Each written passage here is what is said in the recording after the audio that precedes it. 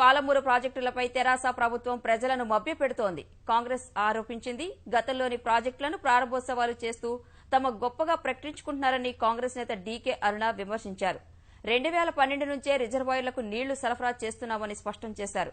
కల్వకుర్తి ఎత్తిపోతలను సైతం ఆనాడే ప్రారంభించినా ప్రస్తుతం ప్రజలను తప్పుదోవ పట్టించే ప్రయత్నం జరుగుతోందని డీకే అరుణ ఆవేదన వ్యక్తం చేశారు.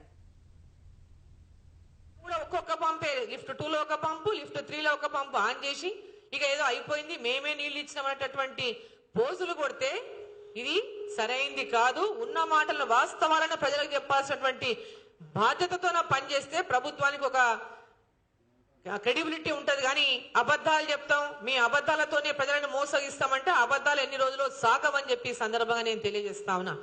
కాంగ్రెస్ పార్టీ ముమ్మాటికి పాలమూరు జిల్లా ప్రాజెక్టులు ఈరోజు ప్రారంభం చేసింది కాబట్టి శంకుస్థాపన అంటే ఒక టెంకాయ కొట్టిండ్రు అయిపోయింది అన్నారు. టెంకాయ కొట్టి అయిపోకుండా టెంకాయ కొట్టి నీళ్ళు ఇచ్చిన పార్టీ కాంగ్రెస్ పార్టీ.